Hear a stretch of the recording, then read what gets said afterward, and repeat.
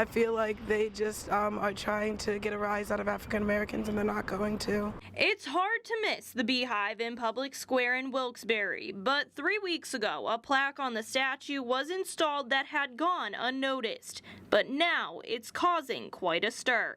The plaque reads East Coast Knights of the True Invisible Empire, a group that is associated with the Ku Klux Klan.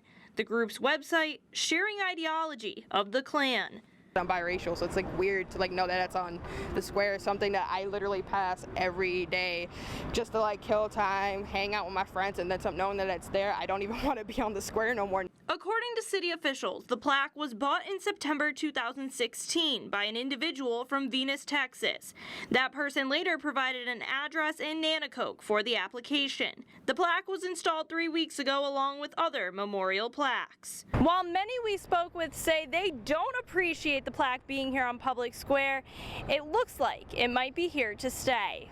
Wilkes-Barre City Administrator Rick Gazinski told Newswatch 16, quote, "As much as we don't like what's there, we cannot take it down. It would be unconstitutional." That's glorifying something that was such a horrific time for people just because it was based on their, race, and that's just wrong. Dawn Crumpner is visiting Wilkes-Barre with her daughter, who will be attending Wilkes University in the fall. She says it's disappointing to see something like this here on prominent display. If we're going to grow as a nation and go forward from here, we have to stop the hate. And we're not going to stop the hate if we do things like that. For those who use horse and buggy as a means to get around Washington Township, new rules could soon be imposed on you. That's why it was a packed room here at the Washington Township Fire Hall for a supervisors meeting where those proposed rules were given a first read. The manure is getting onto tires and people are driving them into their garages. They're getting in their homes. Township officials want all horses to have bags attached to them to collect the animal's waste because piles of waste litter area streets, calling this a health and safety concern.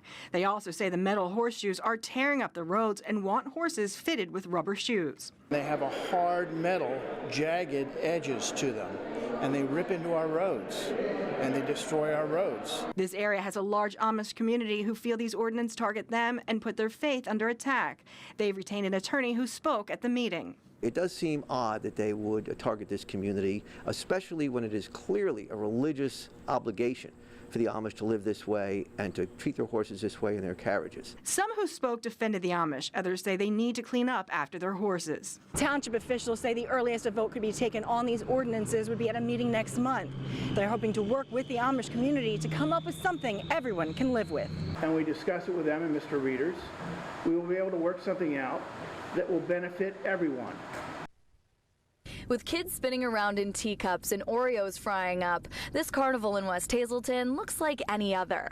But it's raising money to save a museum and preserve the history of our area. It's good to know where you come from. If you don't know anything about your area, it's interesting, and you might learn something new and find and explore new places. The Greater Hazleton Historical Society and Sophia Cox Foundation are hosting this carnival in the parking lot of the Bowl Arena and Milk House Creamery.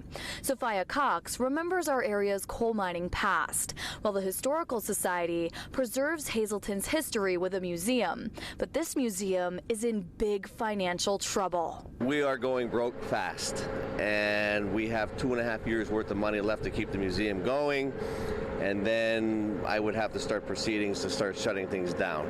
Organizers say they hope they're able to raise about $20,000 from this carnival so that they can raise money to remember all of this.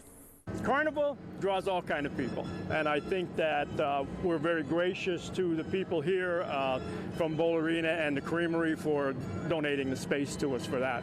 The carnival has games where kids can try their luck. Michelle Hicksonbaugh is glad money spent here is money spent towards preserving history. Great for the kids to see our culture, our history, to see what this area is about, the hardworking people, the immigrants that have come here and have worked in the mines and everything that this great area has to offer.